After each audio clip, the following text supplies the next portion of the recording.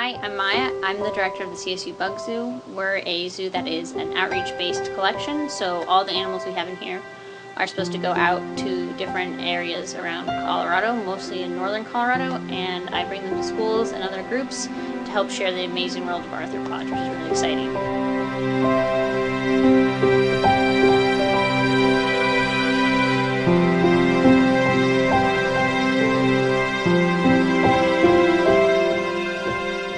I work with everything from rosehair tarantulas to cockroaches to millipedes to crabs, so it's a lot of fun.